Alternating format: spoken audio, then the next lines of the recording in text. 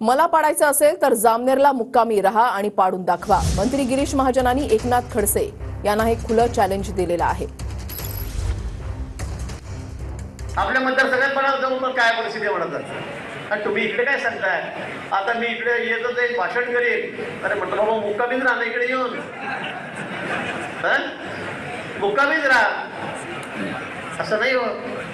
इतकी वाईट अवस्था आहे एवढ्या मोठ्या नेत्याची, मी मोठं म्हणेल त्यांना, एवढ्या मोठ्या नेत्याची आपण पहिल्यांदा उतरायला गेलो आणि इथे काही वर्गायचं, इथले लोक दाद देणार नाही, इथले लोक तुम्हाला तुमची जागा दाखवेल, जागा दाखवतील तुम्हाला तुमची लोक या ठिकाणी आल्यावर। किती खालच्या थराला जाऊन आपण बोलतोय, किती अश्लील बोलतोय, महिला बघतायत टीव्ही, बायका बघतायत, करोडो लोक बघतायत। आणि म्हणून मी परवा सांगितलंय एकदा नार्को टेस्ट कर चाल, आणि त्याला विचारा फरदापूरचं खरं आहे का खोटं आहे, विचारा बरं त्याला खोटं बोलतोय नाही माणूस। आणि म्हटलं मला बी द्या, मला विचारला फरदापूरचं काय झालं म्हणून, मला बी विचारा, त्याला नका विचारू, मला बी विचारा, आहे का तयार?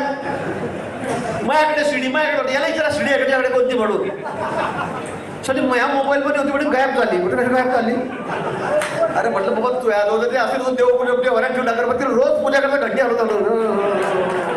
काय बोलतोय आपण, काय करतोय, आपलं वय काय, आपली सोय काय, पण रोज तेच बोलायचं, अश्लील बोलायचं, काय लायकी राहिली आपली, काय परिस्थिती झाली आपली, काय परिस्थिती झाली आपली? माझ्या बॅडरूम मफलर टाकलं, माझा फोटो देत आले म्हणे, मध्ये दिल्लीने माझ्या मफलर टाकलं म्हणे, माझा प्रवेश झाला म्हणे, पण मला फोटो भेटत नाही म्हणे। आता हे प्रवेश झाला का? असा प्रवेश असतो भाजपमध्ये? इतकी वाईट अवस्था आहे एवढ्या मोठ्या नेत्याची, मी मोठं म्हणेल त्यांना, एवढ्या मोठ्या नेत्याची आपण पहिल्यांदा उतरायला गेलो आणि इथे काही वर्ग आहेत।